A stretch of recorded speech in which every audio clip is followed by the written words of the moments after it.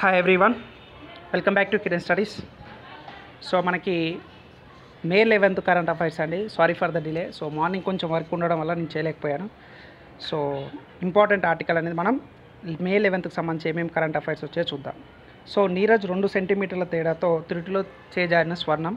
So diamond లీగ్లో రజతం కైవసం అయితే చేసుకోవడం జరిగింది. సిల్వర్ మెడల్ తోటే సరిపెట్టడం అయితే జరిగిందనమాట. సో ప్యారిస్ ఒలింపిక్స్లో భారీ అంచనాల మధ్య బరిలోకి దిగబోతున్న భారత్ స్టార్ జెవెలిన్ త్రోయర్ నీరజ్ చోప్రా ఆ మెగా ఈవెంట్ ముంగిట గొప్ప ప్రదర్శన చేశాడు. డైమండ్ లీగ్లో అతను స్వర్ణం కోసం గట్టిగా పోరాడాడు. కేవలం 2 సెంటీమీటర్ల తేడాతో నీరజ్ అగ్రస్థానంలో నిలిచే అవకాశాన్ని కోల్పోయాడు. శుక్రవారం అతను చివరిదైన 6వ ప్రయత్నంలో నీరజ్ మనకి 88.36 మీటర్ల దూరం జెవెలిన్ విసిరి రజతం అంటే సిల్వర్ మెడల్ అనమాట. సెకండ్ ప్రైజ్ అయితే డైమండ్ లీగ్లో మనకి నీరజ్ చోప్రా అయితే గెలుచుకోవడం జరిగిందనమాట. సో ఎగ్జామినేషన్ అడుగుతారు. సో డైమండ్ లీగ్లో మనకి 2024లో మనకి నీరజ్ చోప్రా అనేది ఏ మెడల్ వచ్చిందని అడుగుతాడు, లేదా ఎన్ని సెంటీమీటర్లు తను జెవెలిన్ త్రో కూడా విసరడం అనేది కూడా మిమ్మల్ని ఎగ్జామినేషన్ అడుగుతారు. కాబట్టి ఈ ఆర్టికల్ అనేది గుర్తుపెట్టుకోండి. రైట్, నెక్స్ట్ ఆర్టికల్ కనుక చూసినట్లయితే రష్యా ప్రధానిగా మిషుస్తిన్ని మనకి రీఅపాయింట్మెంట్ అయితే మనకి చేయడమే జరిగిందనమాట.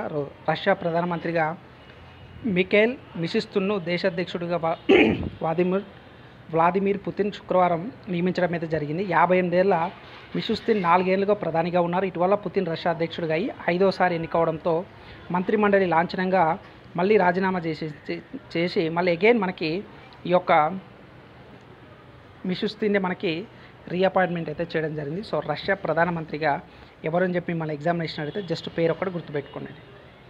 రైట్, నెక్స్ట్ ఆర్టికల్ కనుక చూసినట్లయితే సో ఇక్కడ మనకు ఆల్రెడీ ప్రపంచ శాంతి కోసం నిర్విరామంగా కృషి చేస్తున్న ప్రముఖ బౌద్ధ గురువు దలైలామా మనకు పివి నరసింహరావు మెమోరియల్ ఫౌండేషన్ తరఫున మనకి భారతరత్న పివి నరసింహరావు స్మారక పురస్కారాన్ని అయితే అందించడం జరిగిందనమాట. సో హిమాచల్ ప్రదేశ్లోని ధర్మశాలలో దలైలామా నివాసంలో 2024 మే 8న జరిగిన కార్యక్రమంలో మనకి పివి నరసింహరావు అవార్డు అయితే దలైలామాకి అయితే ఇవ్వడం జరిగిందనమాట.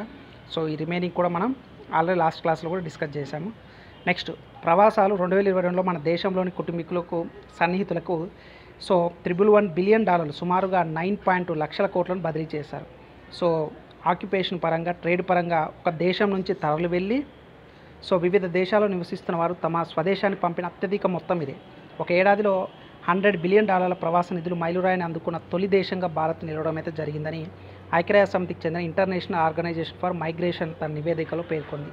ఇయర్ ఇంపార్టెంట్, చాలా ఇంపార్టెంట్. అంటే ఇప్పుడు వ్యవసాయం అంటే వృత్తిపరంగా కానీ సో వ్యాపారం పరంగా కానీ ఒక దేశానికి వెళ్ళి వాళ్ళు ఇండియాకి అమౌంట్ అయితే మనకి సెండ్ చేస్తారు కదా.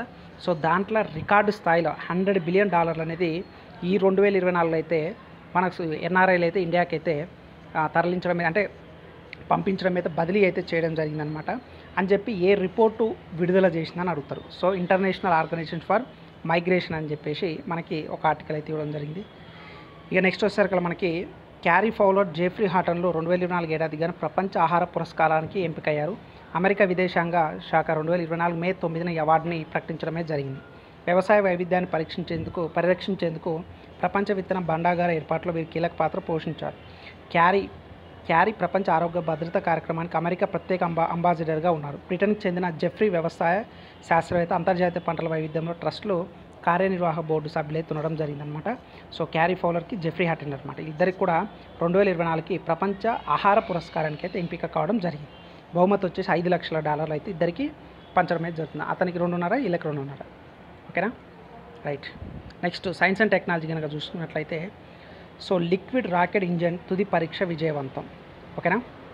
సో చాలా ఇంపార్టెంట్ అండి సైన్స్ అండ్ టెక్నాలజీ పరంగా. So PSLV polar satellite launch vehicle rocket ప్రయోగాల కోసం కొత్త టెక్నాలజీతో అభివృద్ధి చేసిన లిక్విడ్ రాకెట్ ఇంజన్కు తుది పరీక్షను ఇస్రో విజయవంతంగా నిర్వహించింది. తమిళనాడులోని మహేంద్రగిరిలో ఉన్న ఇస్రో ప్రొపల్షన్ సెంటర్లో ఈ లిక్విడ్ రాకెట్ ఇంజన్కు ఈ నెల 9న హాట్ టెస్టు నిర్వహించినట్లు ఇస్రో శుక్రవారం వెల్లడించింది. సో పిఎస్ఎల్వి రాకెట్ 4వ దశలో ఈ లిక్విడ్ ఇంజన్ ఉపయోగిస్తారు. దీన్ని అడిటివ్ మ్యానుఫ్యాక్చరింగ్ టెక్నాలజీ సహాయంతో రూపొందించారు. హాట్ టెస్ట్ సందర్భంగా ఇంజనీరింగ్లోని లిక్విడ్ను 665 సెకండ్ల పాటు మండించారు. ఆ క్రమంలో ఇంజన్ పనితీరు అద్భుతంగా ఉందని చెప్పి గుర్తించడం అయితే జరిగింది. ఈ పరీక్ష విజయవంతం కావడంతో లిక్విడ్ ఇంజన్ తయారీలో ఇస్రో మరో కీలక ముందడుగు వేసినట్లు తెలియజేస్తున్నారు. ఈ విధానం వల్ల ఇంజన్ బరువు తగ్గడమే కాకుండా రూపకల్పన కూడా సులువుగా ఉంటుందని చెప్పి ఇస్రో శాస్త్రవేత్తలు చెబుతున్నారు. కొత్త ఇంజన్ను తిరుపతి జిల్లా శ్రీహరికోటలోని షార్ నుంచి ప్రయోగించే పిఎస్ఎల్వి రాకెట్లో వినియోగించేందుకు శాస్త్రవేత్తలు అయితే సన్నద్ధం అయితే చేయడం జరిగింది. ఇది ఇక్కడ ఇంజన్ నిర్వహిస్తున్న హాట్ టెస్ట్ ఇస్రో రూపొందించిన కొత్త ఇంజన్ ఇదే అనమాట. సో లిక్విడ్ రాకెట్ ఇంజన్ అయితే మనకి శాస్త్రవేత్తలు అయితే తయారు చేయడం జరుగుతుందండి. సో ఇది ఒక గుడ్ న్యూస్ అనే చెప్పుకోవాలి. ఎందుకంటే వెయిట్ అనేది మనకి ఓవరాల్గా చూసుకుంటే వెయిట్ అనేది తగ్గుద్ది అనమాట. రైట్, నెక్స్ట్ వచ్చినట్టుకి టెన్నిస్కు డొమినిక్ థీమ్ అయితే వీడ్కోలు అయితే పలకడం జరిగిందనమాట. 2024 నా చివరి సీజన్. సో మణికట్టు సమస్య కారణం. సో అతనికి వ్రిస్ట్ ప్రాబ్లం ఉండడం వల్ల కంప్లీట్గా దానికైతే టెన్నిస్కి ఎగ్జామినేషన్ అడుగుతారు. ఇటీవల టెన్నిస్కి వీడ్కోలు పలికిన ఏ టెన్నిస్ ప్లేయర్ అని చెప్పి పేరు అడగడానికి కూడా మీకు క్వశ్చన్ అయితే రావచ్చండి. ఆస్ట్రియన్, ఇతను ఏ దేశానికి సంబంధించింది కూడా important. Austrian tennis star player Dominic theme తన అభిమానులకు షాకింగ్ చెప్పారు. అతను రిటైర్మెంట్పై కొంతకాలంగా వస్తున్న పుకార్ల ఎట్టకేలకు ఎండ్ కార్డు వేశారు. సో ఇతను ఏంటంటే టెన్నిస్కి సంబంధించిన వ్యక్తి. ఏ దేశానికి సంబంధించిన అంటే ఆస్ట్రియన్కి సంబంధించింది అనమాట. ఓకేనా, రైట్. నెక్స్ట్ వచ్చేసరికి మనకి Amul becomes official sponsor of Sri Lanka men's cricket team of T20 world cup. యాక్చువల్గా మనకి T20 వరల్డ్ కప్ సంబంధించి మనకి అమూల్ అనే ఒక మిల్క్ డైరీ ప్రోడక్ట్ ఏదైతుందో అది T20కి అఫీషియల్గా స్పాన్సర్షిప్ ఉండడం జరిగింది. అంతేకాకుండా శ్రీలంక ఏదైతే ఉందో దానికి కూడా T20 వరల్డ్ కప్ కూడా అఫీషియల్ స్పాన్సర్గా అయితే ఉండడం జరిగిందంట. ఎగ్జామినేషన్ ఇదే అడుగుతారు. Sri Lanka cricket has announced that the Indian milk producer Amul has been appointed as the official sponsor of the Sri Lanka men's team for the duration of the ICC men's T20 world cup. మనం ఇంతకుముందు ఏమని చెప్పుకున్నాం, ICC T20 world cup sponsorship అని చెప్పాం. But స్పెషల్గా ఒక కంట్రీలో ఒక T20 మెంబర్స్ కూడా ఇది స్పాన్సర్షిప్కి అయితే ఉండడం జరిగింది. ఇది చాలా ఇంపార్టెంట్. రైట్, నెక్స్ట్ వచ్చేసరికి టాప్ 10 వెల్తియెస్ట్ సిటీస్ ర్యాంక్స్ అయితే రిలీజ్ చేయడం జరిగింది. The top 10 wealthiest cities include New York city, the Bay Area, Tokyo city, Singapore. First వచ్చేసరికి న్యూయార్క్ అనమాట. సో న్యూయార్క్ సిటీ ఫస్ట్ ప్లేస్లో ఉంది. Second the Bay Area, third Tokyo city, Singapore, London, Los Angeles, Paris, Sydney, Hong Kong and Beijing showcasing the global distribution of the wealth concentration. ఓకేనా, మిమ్మల్ని examination అడుగుతారు. So కింది వాటిలో ఏది wealthiest city in the world according to the 2024 report ప్రకారం అనుకుంటే answer వచ్చేసరికి New York అనమాట. ఓకేనా, సో ఇవ్వండి.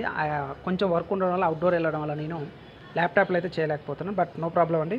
మీకు నేను ఎక్కడున్నా సరే డిలే అయినా సరే 100% మీకు కరెంట్ అఫైర్స్ ఇవ్వడానికి అయితే ట్రై చేస్తాను. ఐ హోప్ మీకు ఈ వీడియోని ఇస్తే లైక్ చేయండి. ఇంకా మన ఛానల్ సబ్స్క్రైబ్ చేయకపోతే please do subscribe friends. Thank you.